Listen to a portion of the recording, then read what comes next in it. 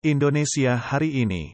Lini masa dan jagat maya tengah dihebohkan oleh putusan Mahkamah Konstitusi yang bocor ke publik. Putusan tersebut menyatakan bahwa sistem pemilu 2024 akan dilakukan secara tertutup.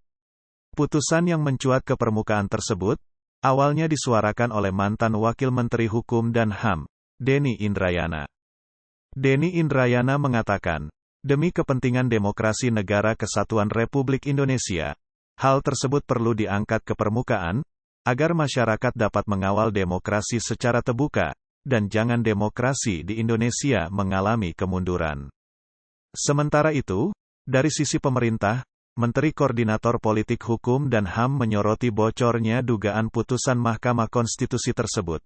Di luar apakah putusan tersebut benar atau salah, dikarenakan putusan Mahkamah Konstitusi merupakan rahasia negara yang perlu dijaga. Selain Hakim Mahkamah Konstitusi, putusan MK bersifat rahasia negara. Sementara itu, pendapat dari calon Presiden Indonesia tahun 2024 sampai tahun 2029 Anies Baswedan. Sistem pemilu tertutup merupakan kemunduran demokrasi di Indonesia. Sistem pemilu terbuka dianut sejak mulai era reformasi, di mana rakyat dapat memilih langsung wakilnya di legislatif, baik di tingkat kota, kabupaten, provinsi, dan nasional. Hal ini tentunya sejalan dengan cita-cita dari demokrasi, di mana kekuasaan tertinggi ada di tangan rakyat.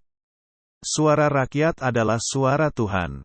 Dugaan putusan Mahkamah Konstitusi yang bocor tersebut akan membuat sistem pemilu dikembalikan secara tertutup, di mana wakil rakyat atau anggota DPR akan dipilih oleh partai politik. Banyak pihak termasuk calon Presiden Indonesia tahun 2024 sampai tahun 2029 Anies Baswedan, keputusan tersebut merupakan kemunduran dalam demokrasi, dan merupakan agenda politik dari oknum tertentu. Kita sama-sama tahu, saat ini, pada sistem pemilu terbuka, wakil rakyat di DPR yang sejatinya merupakan wakil rakyat, terpilih dan dipilih oleh rakyat, tetapi di lapangan, anggota legislatif tegak lurus dengan partai, atau ada istilah yang disebutkan adalah petugas partai. Belum lama ini, kita masih ingat, dalam rapat dengar pendapat antara Menko Polhukam dengan DPR.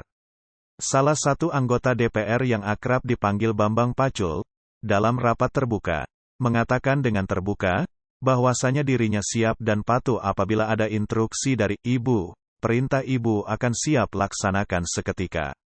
Bambang Pacul adalah produk dari demokrasi dari sistem pemilu terbuka, tapi secara terbuka, dan kita jadi tahu, bahwa sebagian anggota legislatif merupakan wakil partai politik atau petugas partai.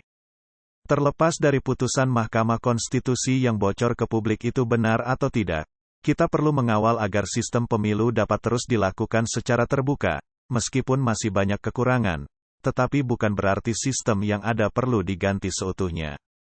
Bakal calon Presiden Indonesia tahun 2024 sampai tahun 2029 Anies Baswedan, menyatakan dengan tegas untuk mempertahankan sistem pemilu terbuka, penyempurnaan dan perbaikan tentu harus dilakukan, guna terus memperbaiki sistem demokrasi di Indonesia yang lebih baik. Mari bersama kita mengawal kehidupan berdemokrasi dan bertata negara sesuai dengan perundang-undangan yang berlaku. Terima kasih sudah menonton. Indonesia Maju dan Berdikari 2045.